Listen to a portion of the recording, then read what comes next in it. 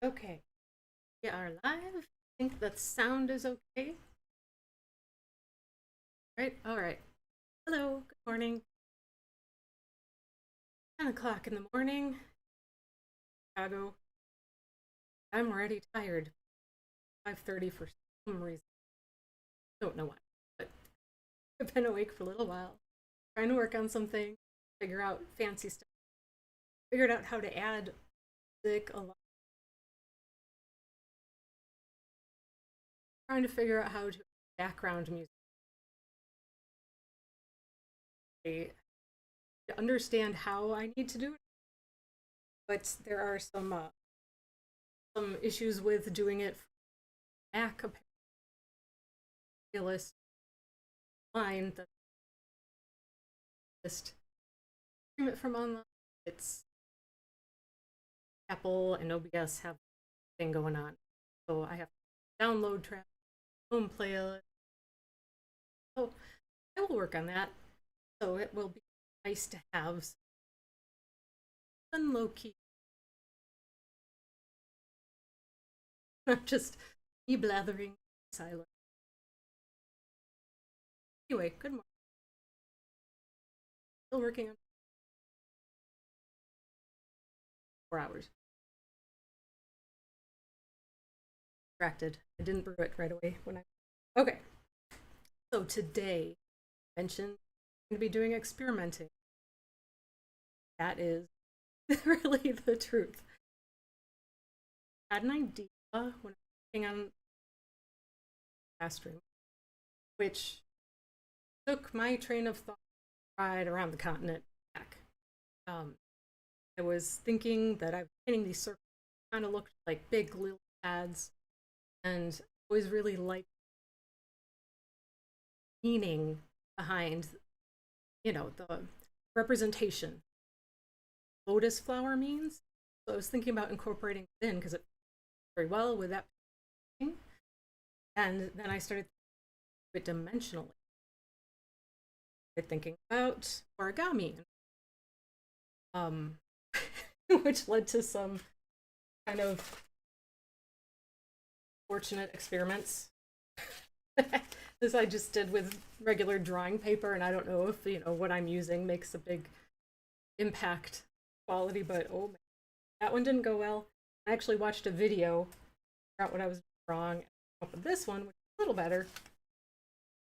But the issue with putting paper canvas is I would like it to be colored and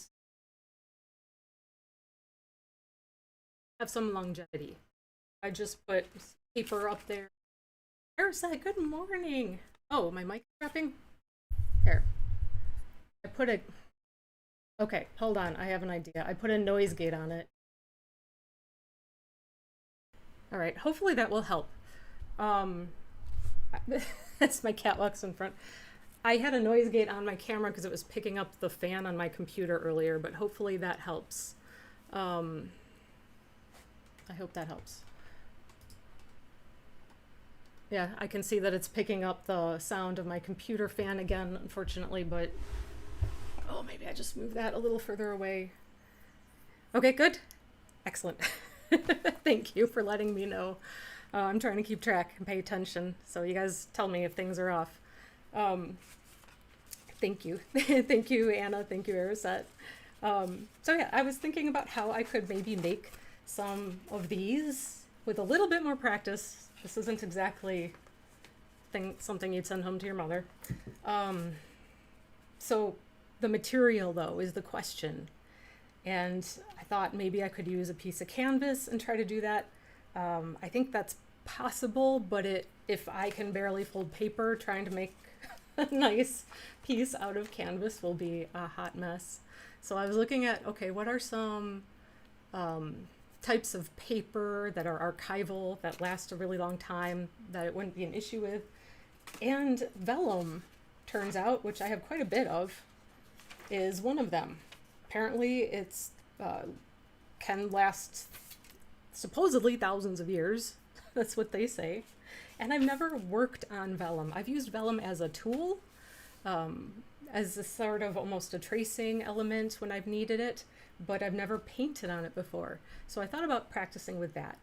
Now the downside to painting on vellum, so I have some watercolor paints here. Where is, okay.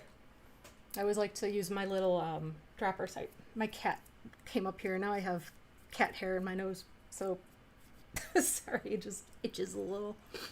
So I like to pre-dampen my paints a little bit, but it is also very much non-porous. So as opposed to painting on watercolor paper, which is very porous and will absorb the color and it'll stay there pretty well, this will probably wipe off or rub off pretty easily. So I'm thinking about experimenting with painting on it, and then once it's dry, folding it and seeing how it handles the folding, where perhaps I have the underside of it facing out instead of the painted side, and maybe that would protect it. And I can also experiment with putting some varnish spray on it. So I'll do some experimenting with that. Otherwise, if it doesn't work to do the folding, there are other avenues I could go to play around with it. But for now, I'm going to tape down my paper here as I understand it. This will buckle pretty easily with much moisture, so you got to kind of use almost a dry brush method with it. So I'm going to mark out a square, because if I'm going to fold it, I guess I could do this afterwards too, but it's fine. If I want to fold it into a piece as an origami, I need to have it be a square. So, because I'm so good with straight lines and things. And that was sarcasm. Definitely not. All right. I need something to cut with. Let me reach over. I've had my studio so neat for so long, and now it is just descending into chaos very quickly, despite my best efforts, but still within reach. Just had to move a few things. So I'm going to cut out my square here and then tape it down, and then we'll do some experimenting with painting on vellum.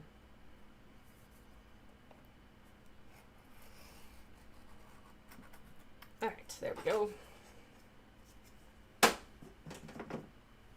I'm just gonna break everything today, apparently. That's what I get for getting up early. So how is everybody today? It's actually pretty decent here. It's not 90 something degrees. It's not crazy hot. It's not storming, though we have had a lot of rain. And it is also not terrible air quality. Exhausted. Well, isn't it 1 o'clock by you right now? Morning, Jim? Like you have stayed up late to join us today, so I'm happy to see you here, since I didn't have my at least my time evening post on Monday with the American holiday going on. So we will see.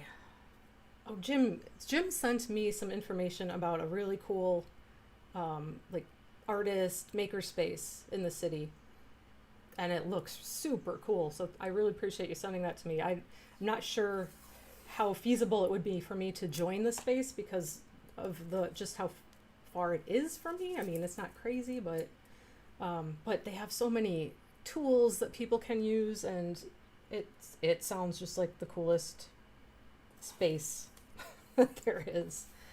Like I'm happy to have the maker space that we have here through our library, but there is no comparison in terms of what's offered. So that was super cool.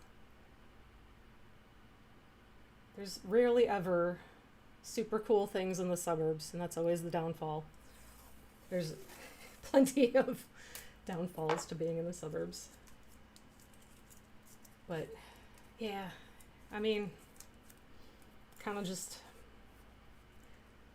gotta be where it makes sense to be for whatever reason. Affordability, family, all those things. But yeah, I never thought I'd live in the suburbs. Grew up in a tiny, tiny town.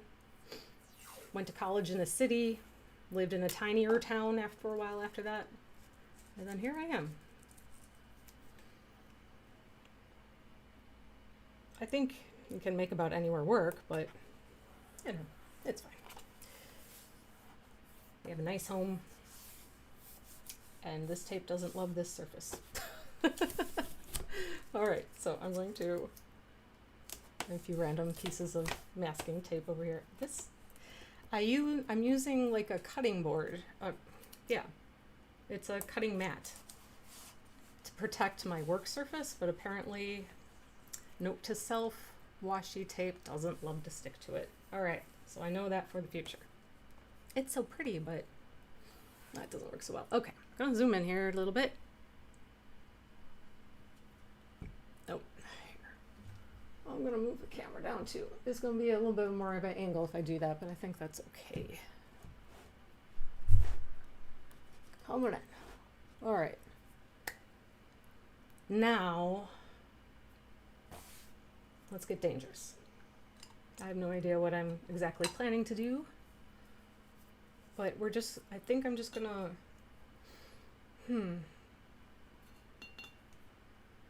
for this one, maybe I'm just gonna lay down some, like, maybe stripes. Let's see how that looks. I think one of the cool things about painting on vellum is that the colors become kind of more intense and saturated, as they can often be dull on paper. You've finished your recording and editing your first video this past week, overcame your voice fear. Awesome, Aerosat. That's awesome. Good for you. Are you ready to post it?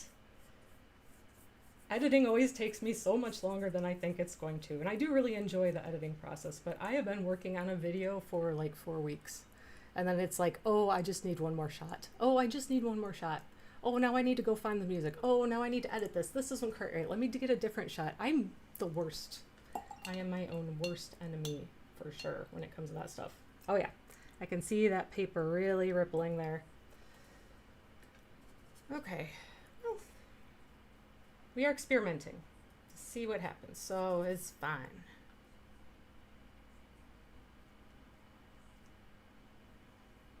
And definitely everything I read recommended a drier approach because of the ripple effect, but this brush is not ideal for that. It's too soft. All right, let's switch to something else.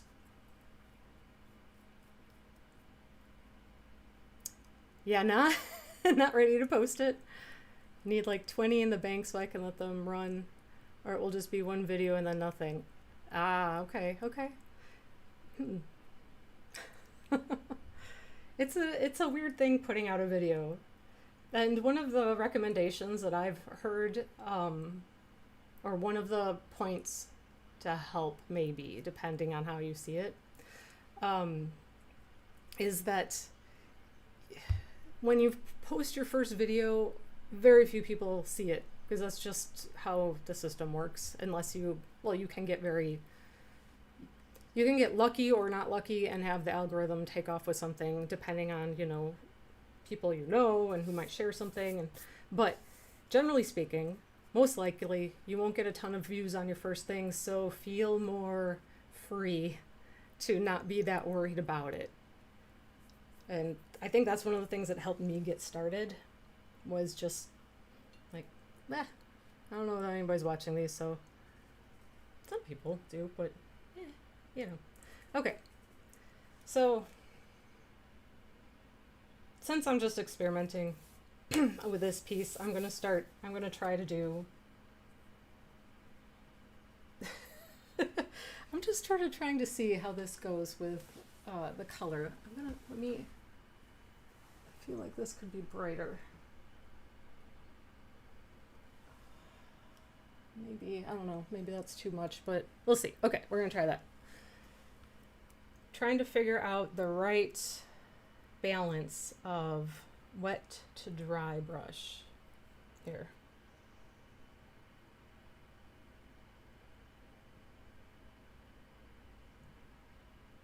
I mean, it's very pretty the way that the paint goes down. The color's pretty intense.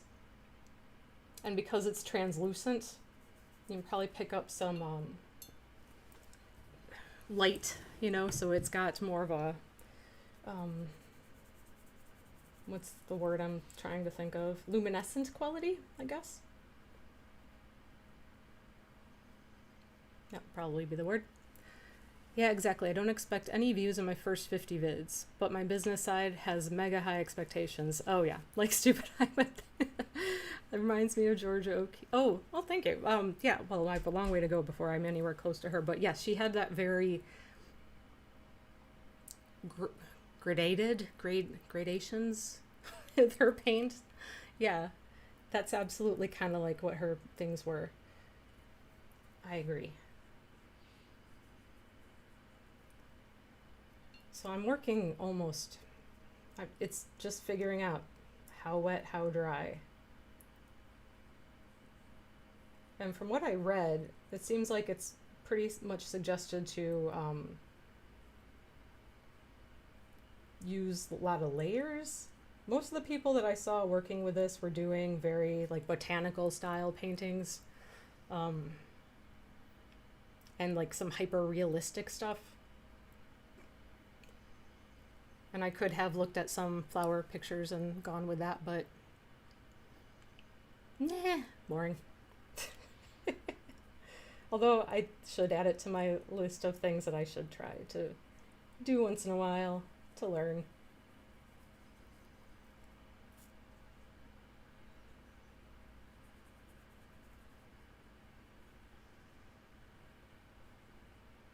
Nothing has to be boring in and of itself. It's all about your approach. Yeah, this darn tape.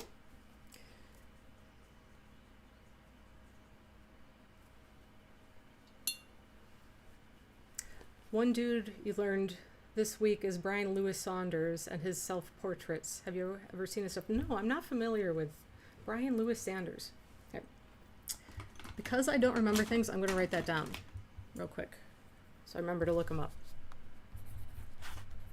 Brian Lewis Saunders. Okay. I think, yeah, I gotten the recommendation from Urset and Mary Beth one stream about James Gurney. Right? Is that right? James Gurney. I don't know if I'm seeing my whole note there, but I looked up his and I subscribed to his YouTube channel. I haven't watched any of his videos yet, but it looks really interesting. It looks like he gives a lot of great information. So I'm going to be checking out his stuff also.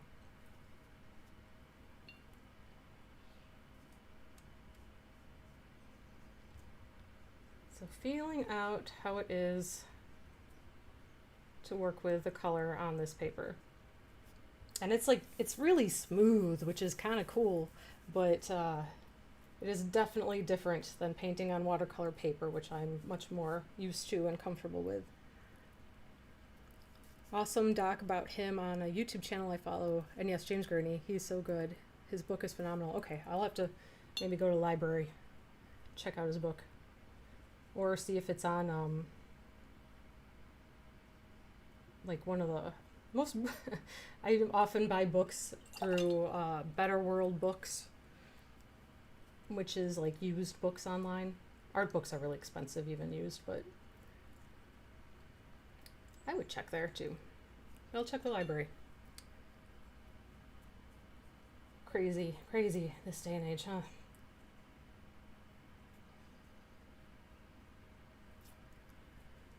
Brian has done one self-portrait every day since 98, maybe, since he left jail, then made it in the art scene. He's all about human experience through his portraits. That's pretty intense. I think I would hate looking at myself that much. Self-portraits kind of are inherently intense, I think. The couple times that I've done them, never happy with them. unless I do it as more of a cartoon style caricature or something like that. But I could see that being very, like a very intense process. I maybe have heard of him some time ago. Like all of a sudden a little thing just clicked in my brain. Maybe. It's possible. I'd have to look at his stuff. No, I think I'm thinking of somebody else. Somebody did a thing where they did a series of self-portraits where it was them doing a self-portrait for being on different substances and how that affected the way that they saw themselves and worked with media. And that, I saw something about that years ago now, and that was really interesting. And I think that's what I'm thinking about, which is not the same. I assume it's not the same. I usually know nothing, so preface that to anything I say. Oh, it is him. Oh, okay. So I did see some of his work a long time ago at some point, but I would be interested to look back on it now.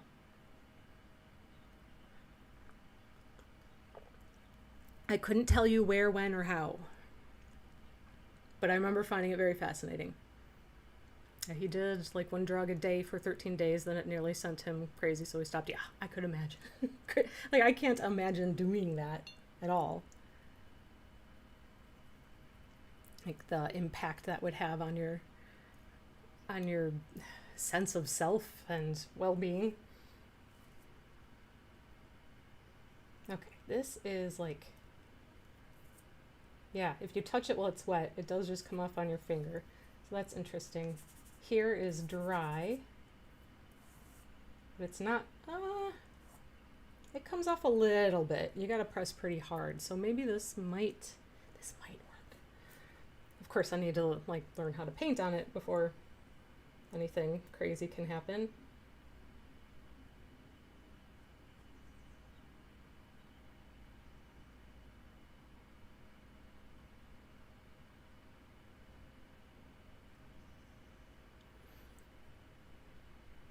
I can't, yeah. I'm a lightweight about everything. Like, I can barely drink beer without giving myself a migraine. So I can't imagine doing that. But it's a very interesting experiment. You imagine psychiatrists or psychologists, I don't know which, must have loved that.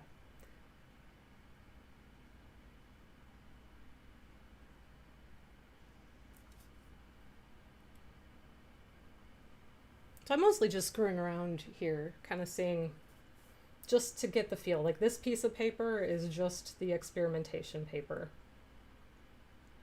Just messing around.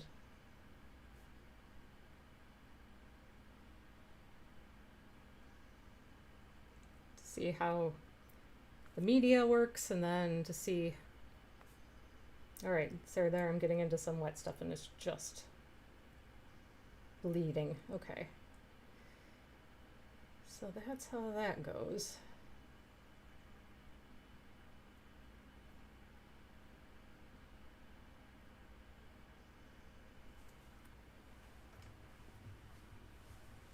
I thought I just heard my cat come in, but he probably just left.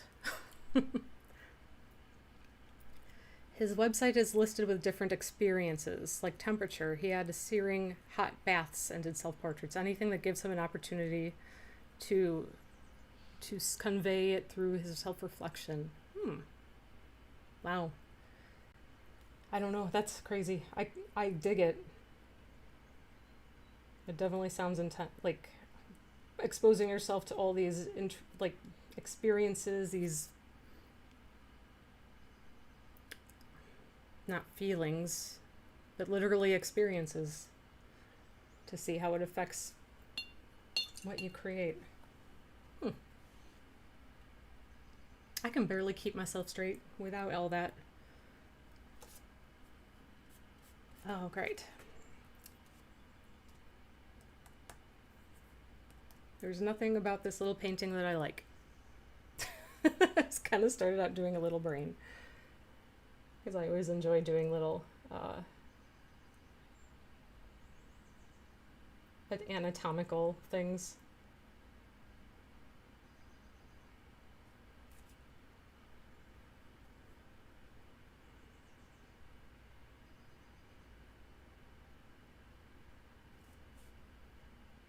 brains are so weird. Not just inherently because of what they do and don't do, but they look weird.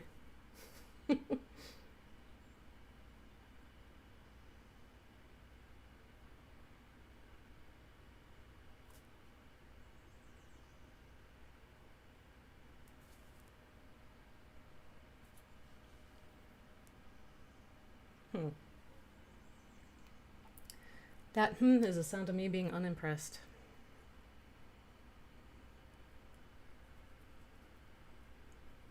I love brains, they're fascinating.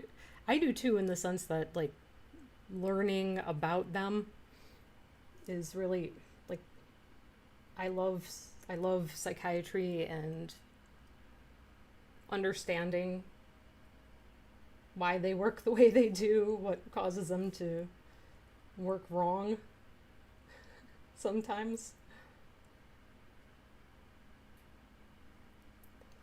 It is endlessly fascinating.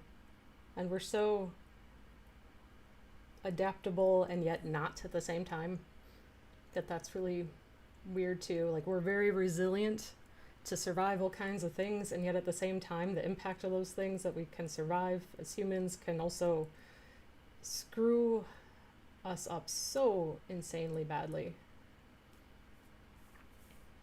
And even then on to screwing up our further generations that we pass on our screw ups to.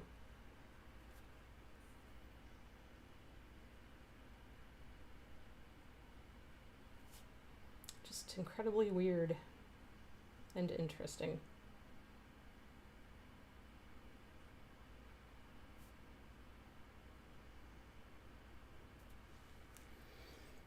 All right. I don't know if I'm going to bother finishing that. But I will maybe just continue painting on here in general.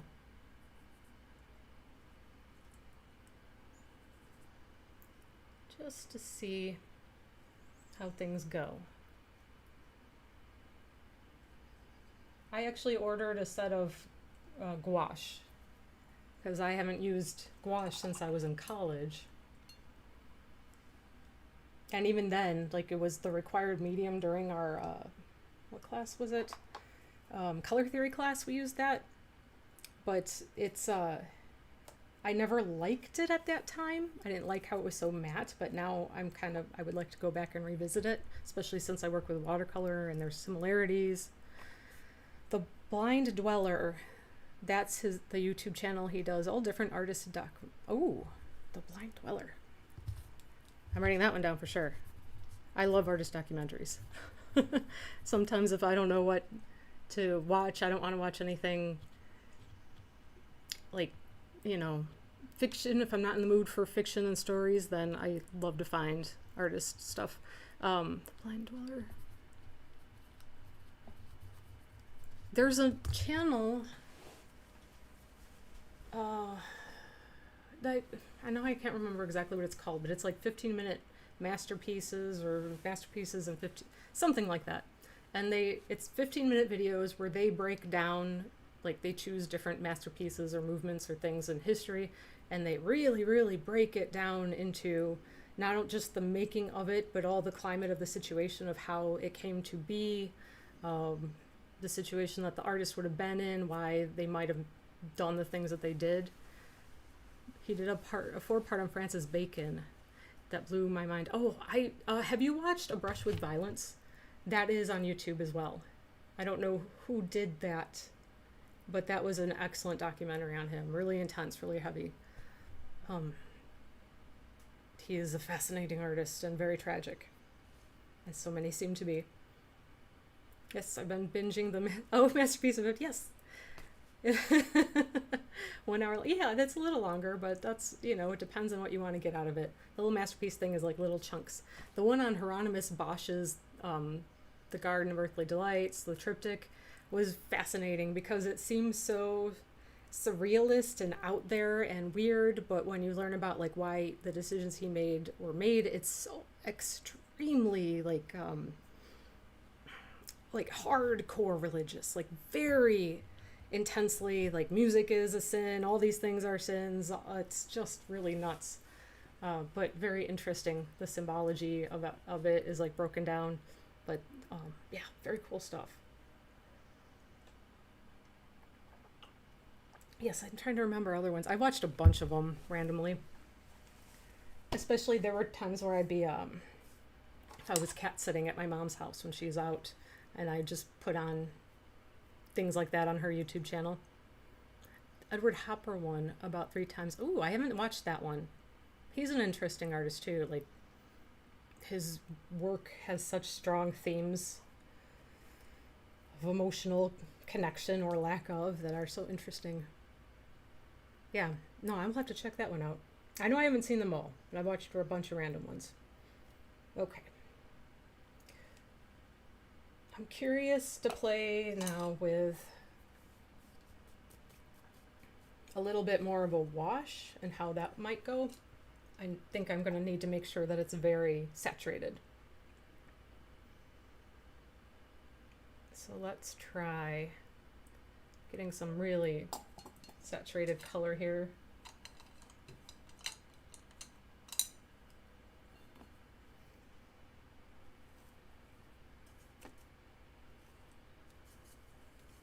I like this blue. It's so deep and so easy to pick up to get really saturated tones. So that's what we're gonna go with and see how it goes.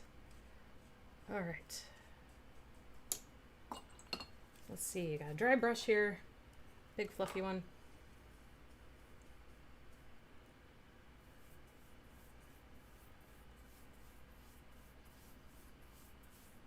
This is nice, definitely for seeing brush strokes. There's no doubt about that. You'd need quite a few, just like with watercolor. Need some layers to get it really deep. Unless I would just squirt it out some like wet watercolor out of the tube and use that straight. So yeah, that's interesting. Pull something brighter and try seeing what happens if I blend them a bit.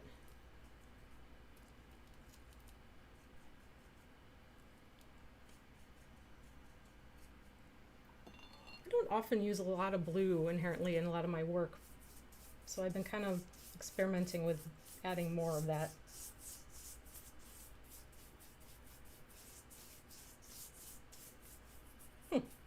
Interesting. You can barely see the difference between the two tones. That might just be because of the colors I chose. Probably. Okay. Then maybe let me try doing something a little more detailed. I'm looking around for something I can use as reference real quick. How about I have a llama lamp. We'll do that. Just going for broke here. Who knows what's going to happen? This is, like I said, this piece is just to see what happens. So just real quick sketch. Get my shapes in here.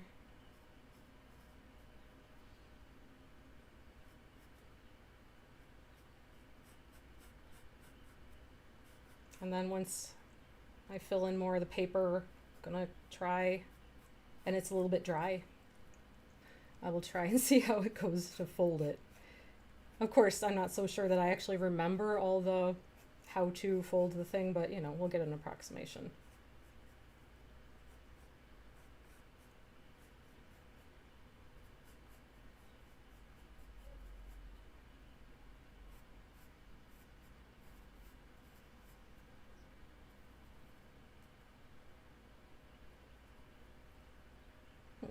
Okay.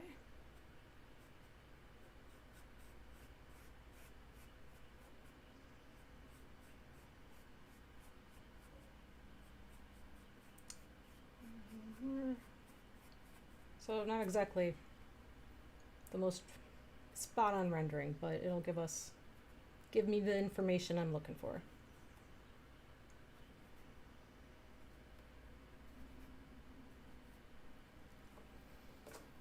So let's see.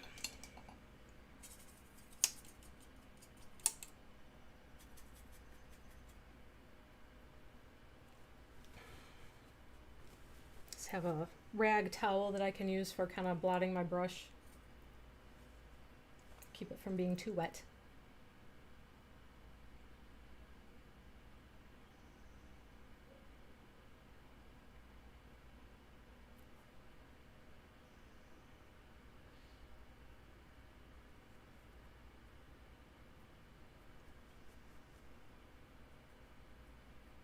So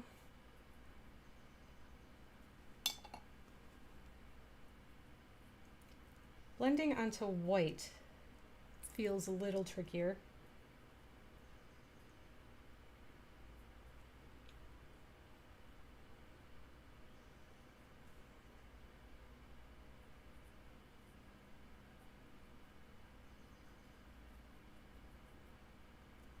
Since everything just sits on top of this paper, it just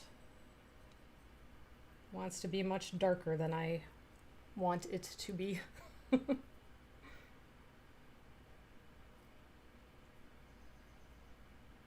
So we really gotta let the color rest a little bit. Is that a picture of what I think it is on the wall behind you? Yes. Yes, you're talking about over there? Yeah, I did a triptych of, I did a heart, a brain, and a uterus. And it's, they're painted and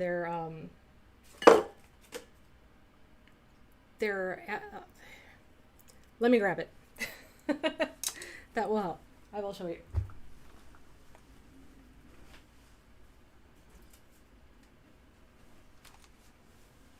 I actually sold the brain painting. I do have prints of it.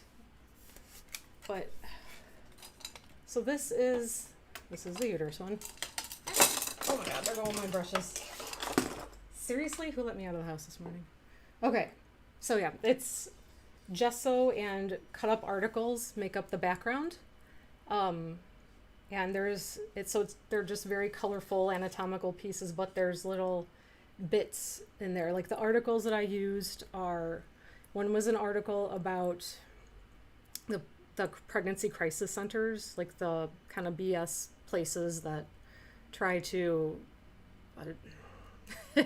that pretend to be clinics and might give you inaccurate information and such, allegedly. We'll just say that just in case anybody gets upset. So articles about that sort of thing, and about anxiety, and about periods and stigmas and all these things. Like articles about that is what I use in the background, even though you can't really read them. That's what's there. And then the little bits of text. So like here in tiny words it says monthly reminder, really, bleed, trust me, right here with like security tape, at pleasure, failed attempt, the right to actually. So these three paintings were all about like rights and trying to grasp at what these things mean to us and what it means to like be dealing with and not being necessarily having the rights that you should have and want to have necessarily. Yeah. I can't ever find anything. I dumped my brushes on the ground because that's what I do, and now I can't find. I had a sticker of the heart, but here I had a sticker of the brain nearby for a second, but I can grab the heart too.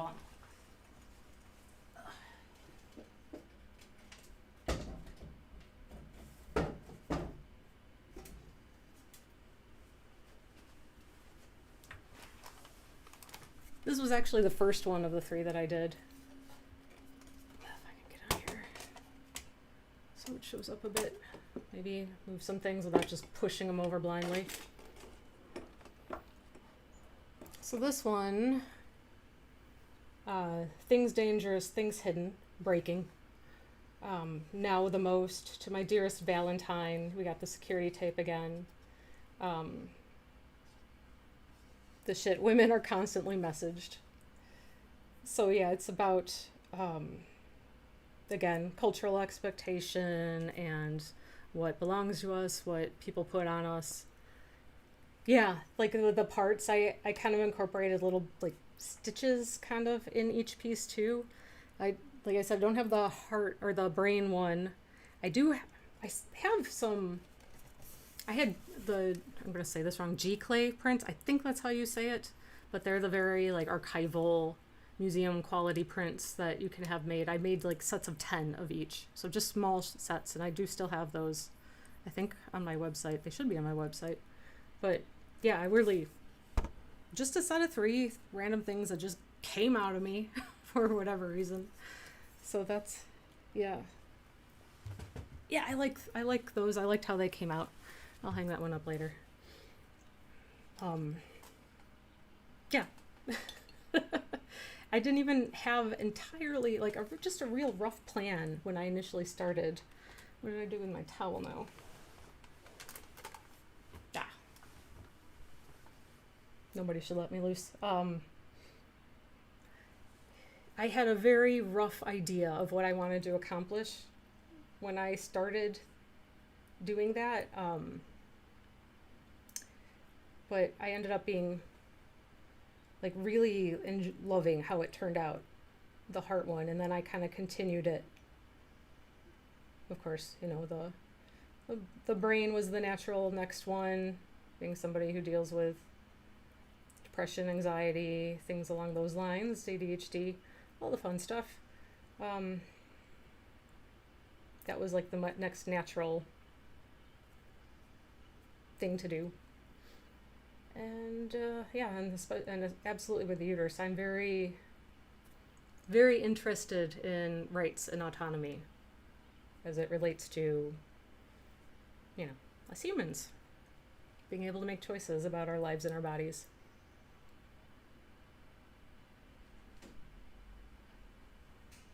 So here we go. Kind of just doing shadows as they show up on the white of this guy.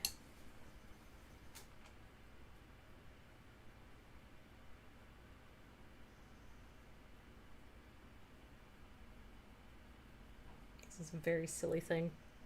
This little lamp. I kind of love it. I never remember to use it because it's battery operated and I have it up high on a shelf. And it's not exactly like functional lighting, which is usually what I actually need when I'm working in the studio. So it doesn't get a lot of use. But it's cute and silly. Cute and silly. Always good things.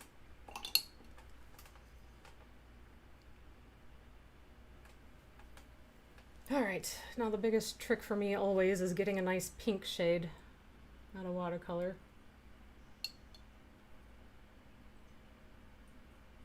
I'm definitely going to need to clean up my palette pretty soon. Alright, is that dry? I think so.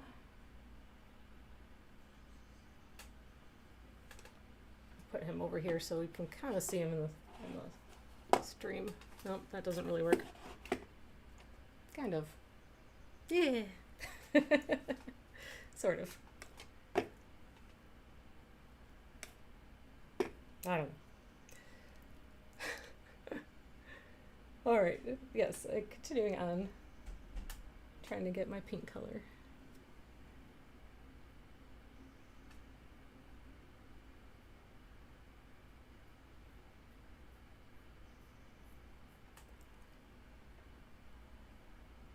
That's not too bad. I'm never that happy with my pinks. But that's okay.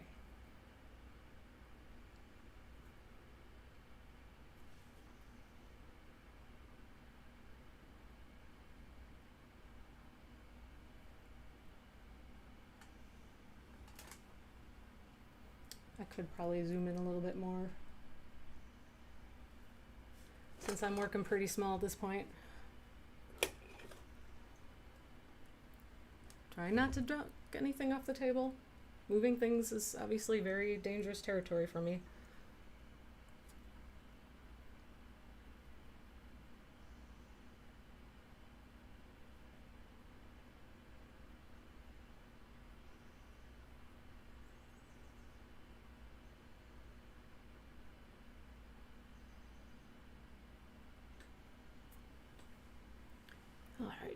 Where is the shadow?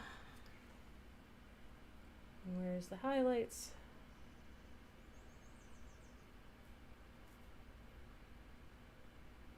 So I kind of like this for doing something that's a little bit more detailed. That's kind of a nice medium, nice substrate, I guess.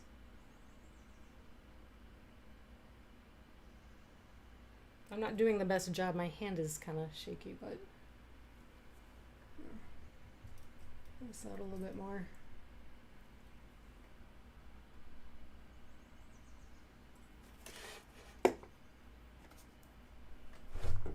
All right, seriously, don't drop the camera. All right. So, yes, anyway.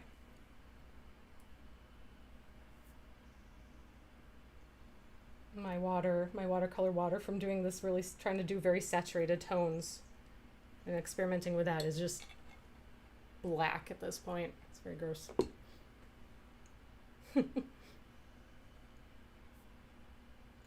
But it's what we're working with for now. So I have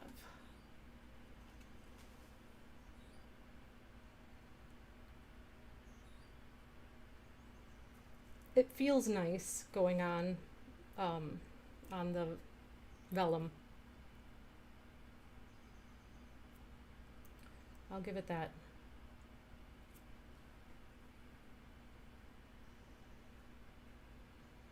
And so because it's so smooth and you don't have the texture of watercolor paper, it kind of stands to reason that you could probably get very, very detailed stuff working with this, as opposed to working just on traditional watercolor paper.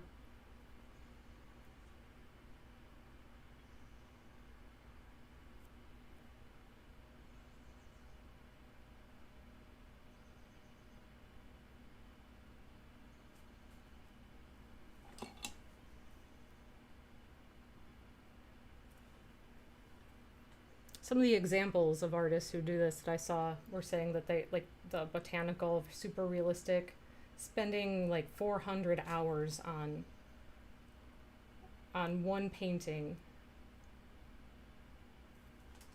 which is nuts. Like, I think I spend a lot of time on stuff sometimes, and usually that's because there's that time of where you're away from it and you're just sort of thinking through, deciding how to approach the next area of a piece. So rarely ever do my pieces take a lot of hours because I'm literally sitting there painting for every single one of them, but there's a lot that the ideation and the other elements that go into figuring it out is certainly part of it.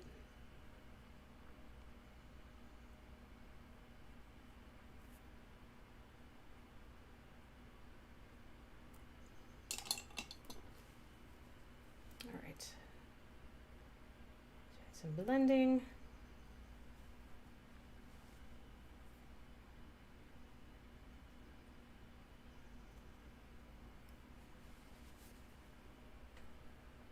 So this is pretty interesting. While I'm doing this, I don't know that this approach benefits me a lot in terms of what I want to do for the painting, which is why I started experimenting with vellum to begin with. But this definitely kind of opens up the possibilities of trying something new and seeing what it's capable of. To incorporate it in other ways in other pieces, or just try something straight up on vellum entirely. I think it would be very difficult to take vellum and do a piece that was mixed media on it, but you could very easily incorporate vellum into other mixed media work. That would be something that is very, very possible.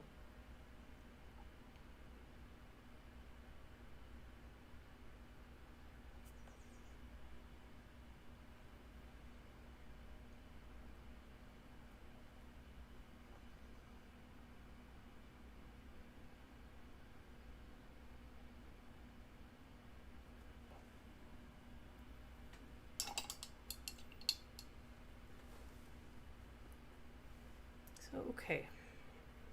Always a problem with taping something down is if you want to adjust where it is on the table. You're pretty limited with that, but we'll just keep, I'm just going to kind of keep adding some layers on this guy and playing around with it and see how far we can push it.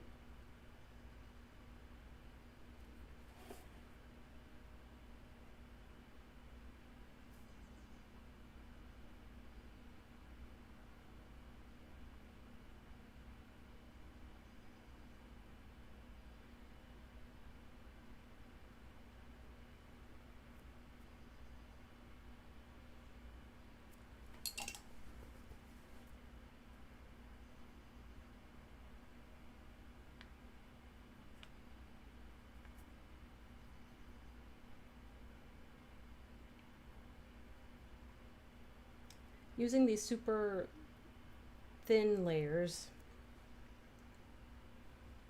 gives a bit more control in terms of the blending, but also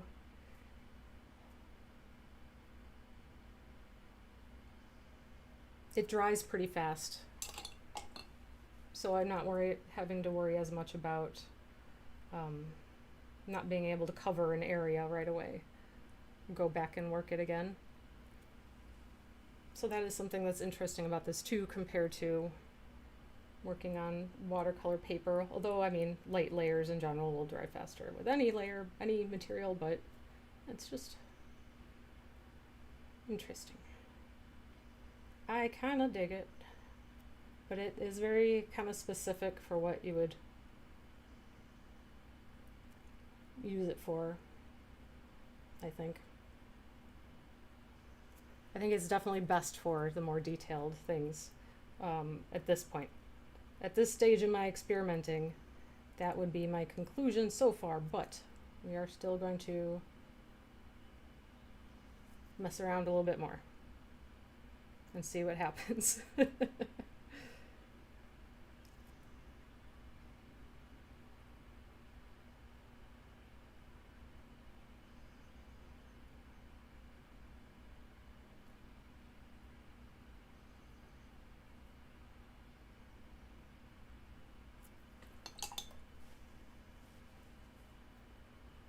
And blending seems to be like going back in to something that I painted to blend it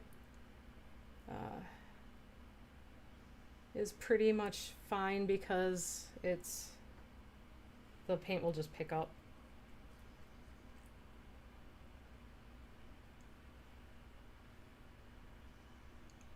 So going back in and like moving it around seems to be pretty easy.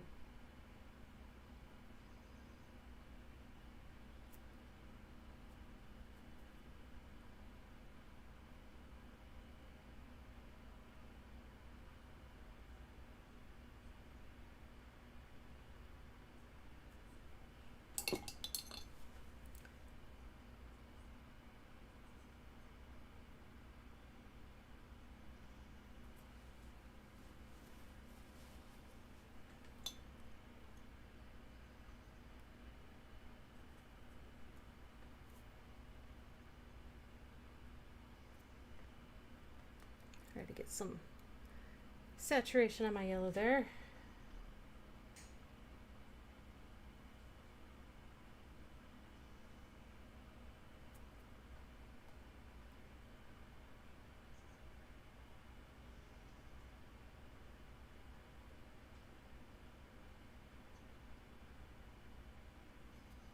I have to admit, I really love this gold yellow color. It's really nice for giving these intense yellows.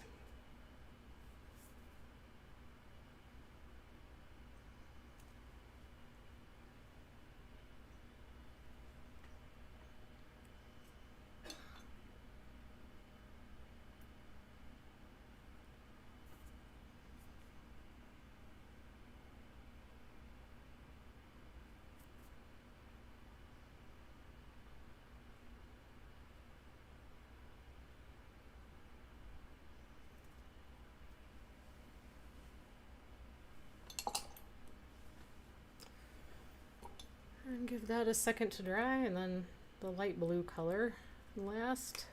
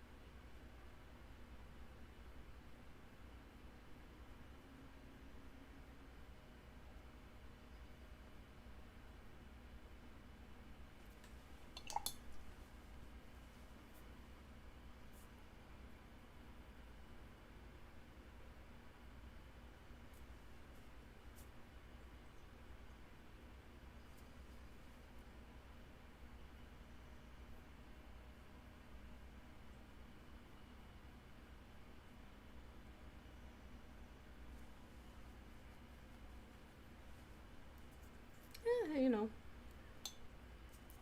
I see the strong points.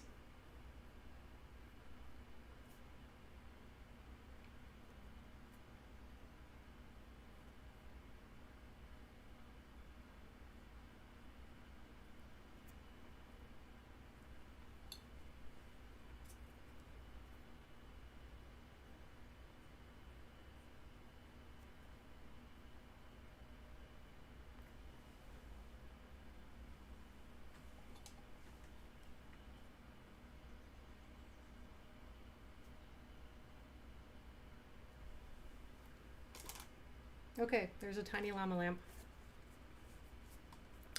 So this guy to that.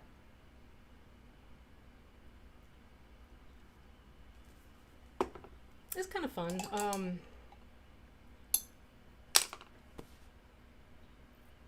You could get really crazy with tiny, tiny brushes and such. How would I go about adding vellum to mixed media art? I think that it would be most likely like painting something that you wanted to have like that luminescent, very detailed, tiny stuff, and then adhering it to another piece. And I would try, let me see what happens when I try to take this tape off. I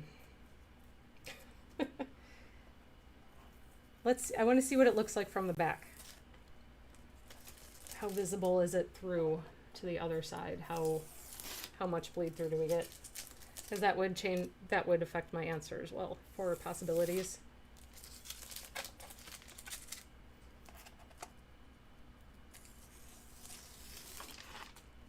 All right, pull that a little bit.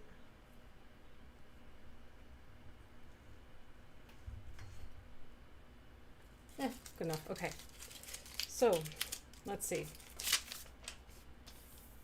I would say that's not enough to use, like, because that would protect it. But you could create, like, if you're doing something in 2 dimensions and you are okay with having something like come off of the surface, you could create something that creates some framing where maybe I'd cut out this guy or something with a square edge, and then have something that this comes out so that there's some space behind it.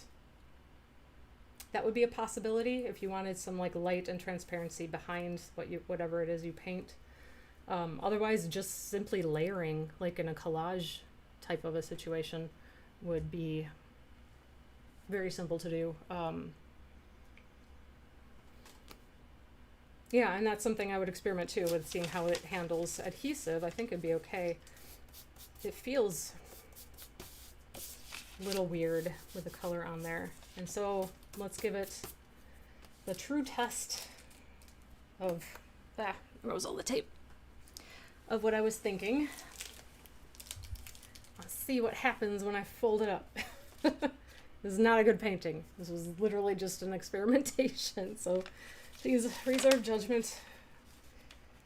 All right, we're just gonna, it might be nice in general for folding because it is very thin paper that would allow you to get very sharp folds. I would probably find a way to screw that up. Like if you layer it, yeah, absolutely. No, the color underneath doesn't show like on this side very well. And then what it shows from underneath here, a little bit. It's not entirely transparent. You get a hint of it. You're going to get a lot of white from it still.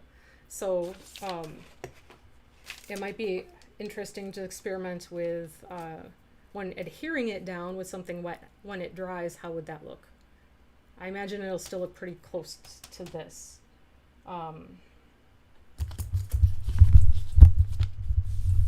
Sorry, I wanted to grab this. Let's see. Because you can see through it. If you adhere it, it would be very smooth, like very tight. You can kind of see through it,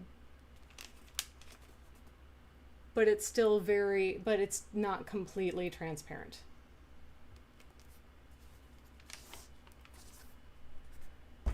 So yeah, it's I think it can definitely be pasted over things, but knowing that it's not entirely transparent is going to be, it is transparent but not entirely. It's like it's kind of like tracing paper or parchment paper in terms of how transparent it is, I'd say. Maybe even like slightly less so. But it could make for some interesting textures, and if you have something that you put on this, lettering or otherwise, could be quite interesting. All right, so here goes nothing. I am probably going to do a terrible job of this.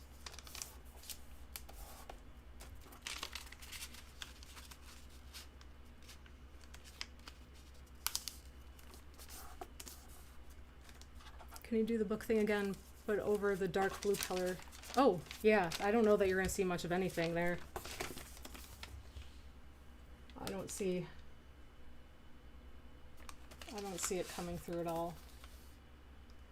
Now if we had, will this even work? Ooh, I have a battery in there. I don't know, with light behind it.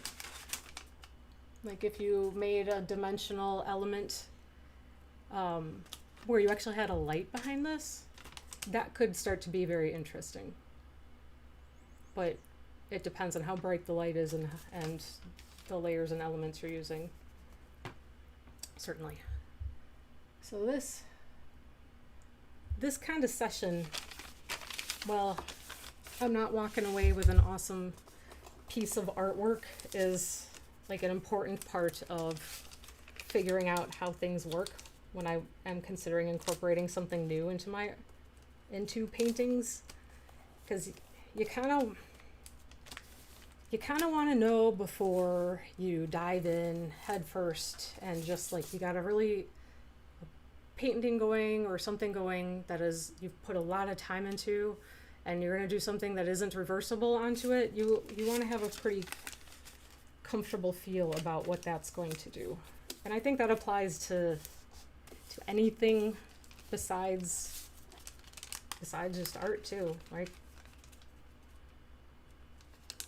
Anything that you're doing or creating, if you're going to add an element to it that is going to change the whole thing, some experimenting is in order. Don't use your most expensive stuff. Don't do super time consuming work on it. Like if I did a 4-hour painting on this vellum before I was going to try to fold it up and see what happens, that would be a poor use of my time unless I was just practicing something. Okay.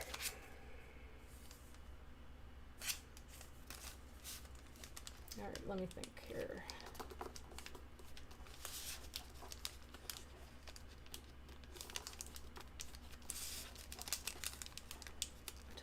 Am I remembering this correctly? Maybe, maybe not.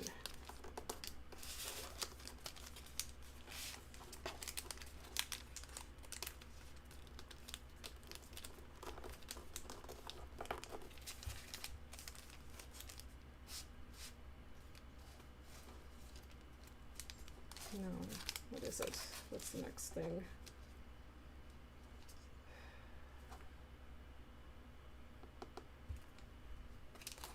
I'm probably going to do this wrong.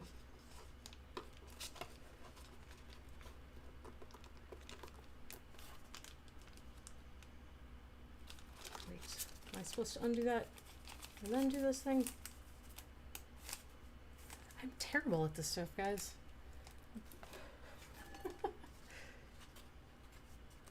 Let me look at this for a second. So that's, no, I don't know.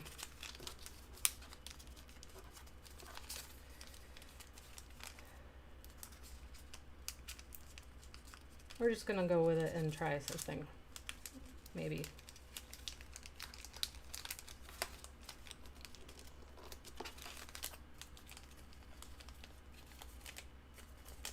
Nope, that's definitely not right.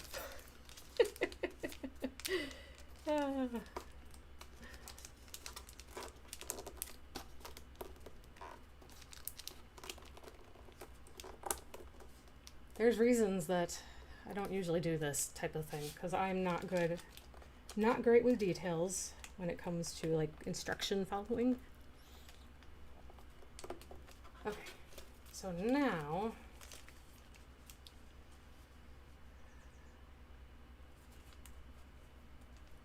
what am I doing?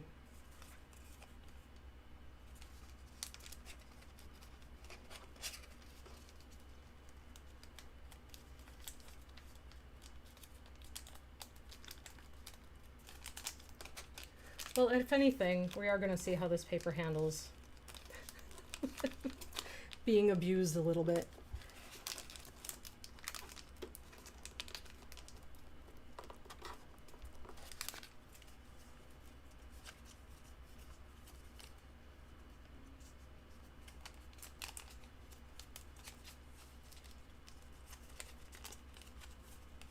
I'm completely and utterly lost in what I think I was supposed to do.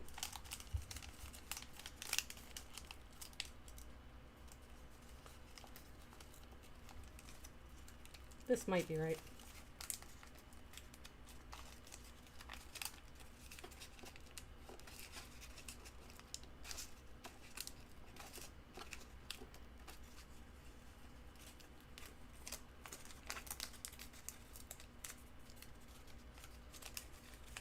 This paper tears very easily, so this might not be the best idea.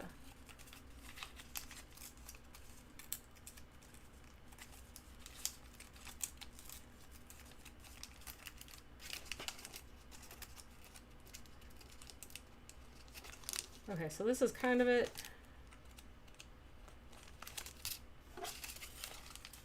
I don't know how people make theirs like nice and staying up in little petal shapes, but I don't seem to have that knack. I probably just need to watch some more videos, but sort of, kind of. There we go.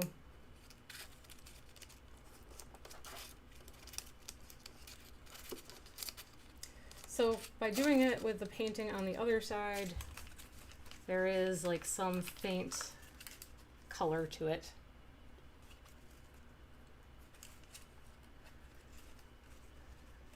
But the fact that the paper tears so easily is a big deterring fact for me, is kind of a major issue.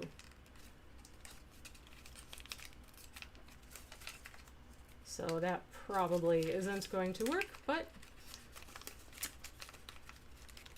it was kind of fun to experiment on there and see. It's sort of a lotus flower, kind of, sort of.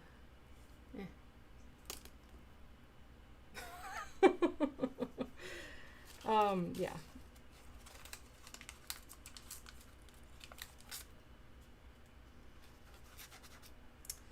I don't know. Let's continue pushing around and seeing what happens. What if I will it handle color on the opposite side? Once it's been folded up, what happens? Let's just abuse the heck out of it and see.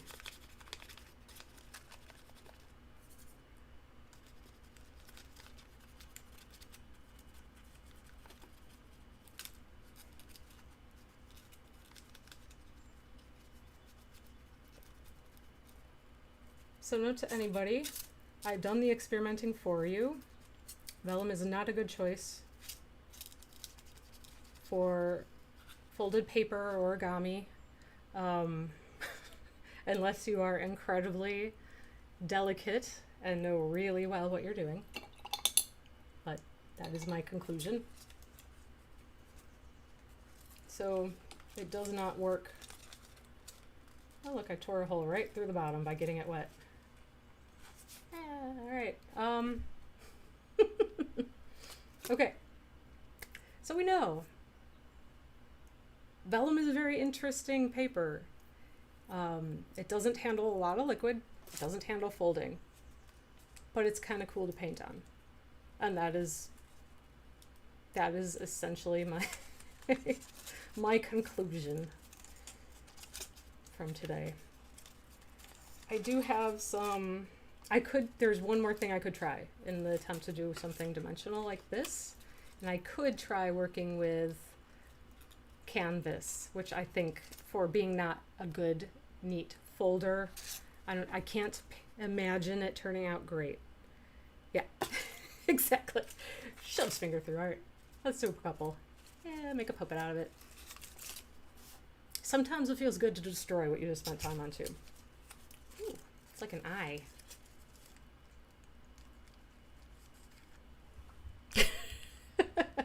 All right, now I'm getting weird and loopy, but it does kind of, I mean, seriously, it's like a weird eye. No, I'm not doing anything with that. I'm stopping. All right. So I don't know where my canvas pad is. I have a canvas pad that is sheets of pre-gessoed canvas. I also do have some folded up canvas that is not gessoed, and I can experiment with that. I will probably just end up wasting the material because I don't think it's gonna turn out. So maybe if I was working really huge, but I don't want my finished thing to be any larger than about 6 inches. So I think I'm going to dismiss doing this and come up with a different solution, and I might still use vellum in a way. The only problem being that if I can't somehow seal it, then any moisture or anything could really kind of ruin the finish. Just don't do a mouth from the Goonies who sticks his tongue through the canvas. Hey, let's get weird.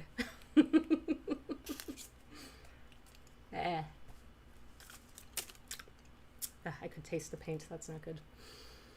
One day I'm going to give myself cancer. Knock on wood, but I don't. All right. So I learned what I needed to learn. And that is essentially all this was. The creepy eye of vellum doom so easy. We'll see. I'll probably hold on to this for a little while just because it's a weird thing I did. But it is very, it's so torn up all over the place. Yeah. It might serve as an idea or something else. And that's something to come out of this too. Not just like learning if the material would work, but could do something with this idea. You just never know where it's going to come from. Like weird ideas and things. So yeah, I might. Okay. Well, thank you guys for, before I go, I want to share something ridiculous. So I have this water bottle. I just knocked over my light. I'm going to go ahead and say I didn't buy this myself. It's a little ridiculous, and it was a gift from a friend who knows that I love horror movies. So borderline not safe for work. Check this ridiculousness out. Oh my god. Like I cannot leave the house with this. It's so absurd and wrong, but it's a really nice water bottle. Anyway, that's my show and tell for today. So yeah, thanks for hanging out and watching me like mess things up and try things. And you never know what's gonna happen or where it's gonna go. So that's yeah, IT clown. Oh my god. It practically makes me blush. It's so silly. That's to be treasured into death. I know I'm certainly never getting rid of it, but still. And yeah, look at the other detail. Leatherface with the family tattoo right there. Little tiny. Just. Oh my. Anyway. Thank you guys again. Thank you for hanging out. I know this wasn't the prettiest stream, but it was kind of fun to just screw around and explore and learn some stuff. So we accomplished that. So I hope you guys have a great day or night. I know, Arisette, you're in late over by you. Have an awesome rest of your week and weekend. Since it's Thursday, I will be back at it this Monday night. I should have no reason not to be here this coming Monday night. So count on a Monday stream for me. And we'll actually do something that's nice to look at. And I'll try to have some music. We'll see how that goes. All right.